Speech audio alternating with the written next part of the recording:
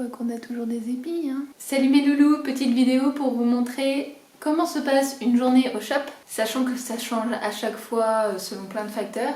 Mais voilà, j'aimerais vous amener dans une journée au shop. Donc là, c'est une après-midi que je vais vous montrer.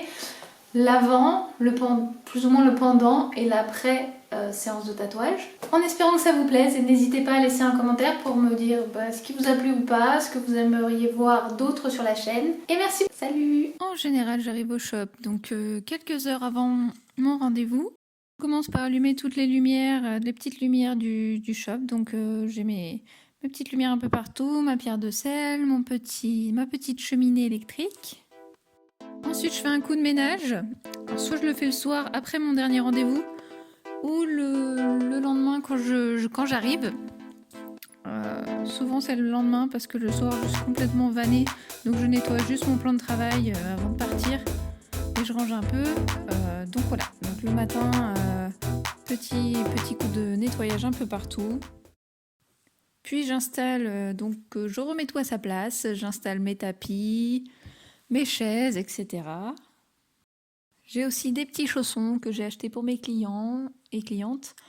L'étape musique pour se mettre un peu dans l'ambiance, donc une petite playlist bien sympa sur Spotify.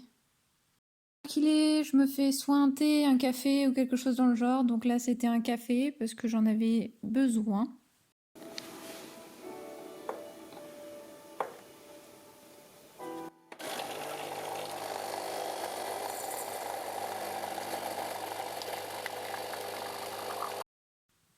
Avant mon rendez-vous, je me pose un petit peu, je me forme sur internet. En général, je prends des vidéos YouTube qui m'intéressent et puis je fais de la prise de notes.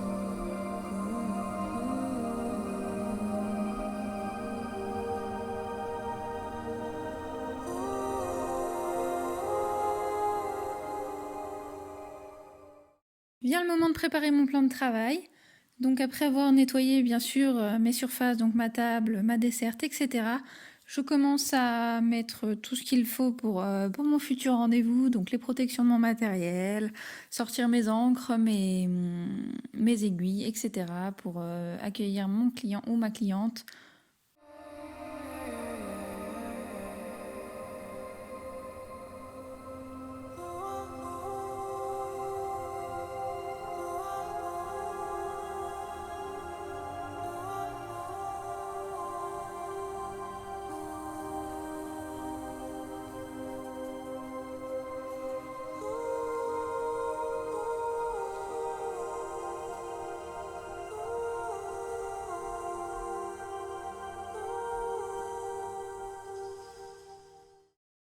Puis j'imprime le dessin du jour pour ensuite faire le stencil, donc le dessin qu'on va poser sur la peau en fait pour suivre les tracés.